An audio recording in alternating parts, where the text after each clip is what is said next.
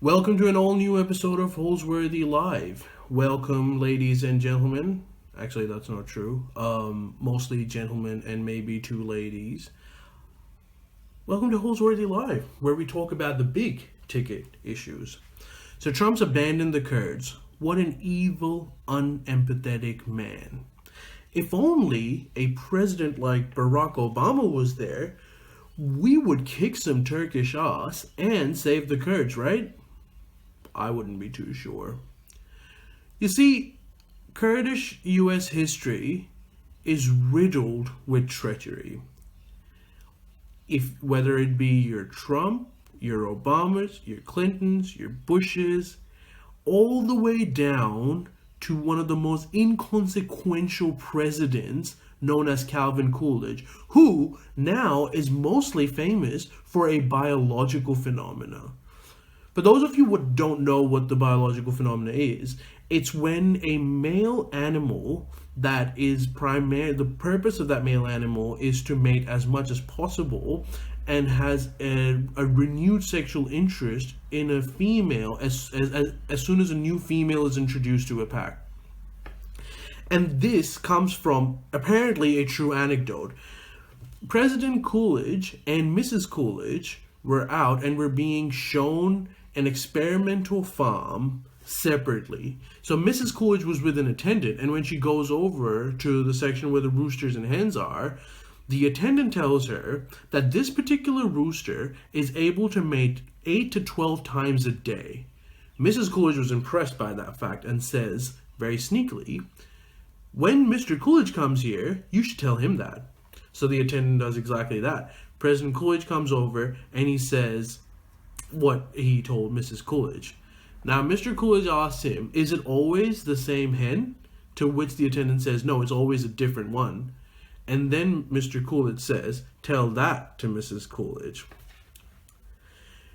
Sorry, I digress. The point is, an extremely inconsequential, isolationist president whose entire legacy is based on how shit he is in bed and horny at the same time was able to fuck over the Kurds somehow.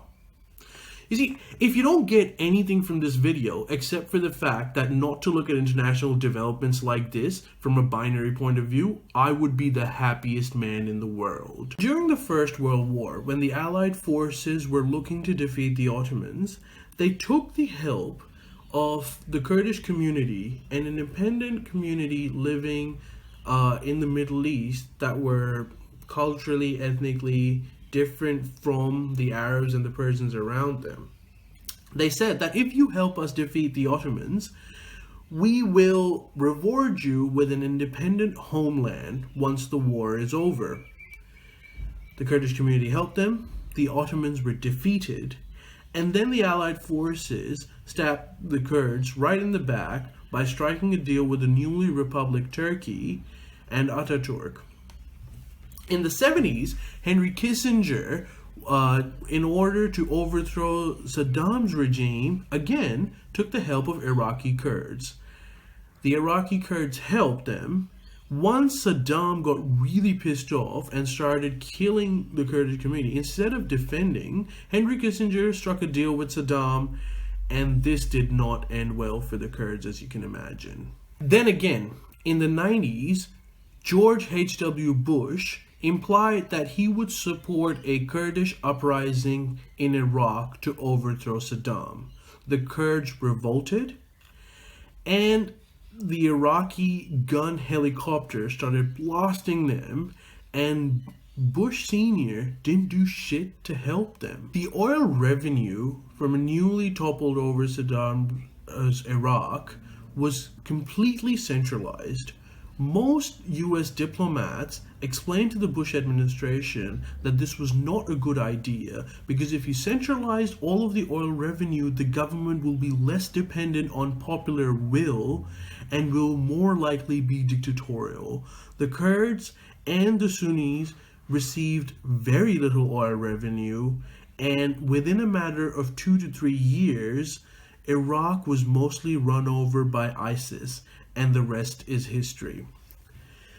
Once the Syrian civil war erupted, the US interest to take out Assad led Obama again to seek the help of the Kurdish community in Syria and promise them protection.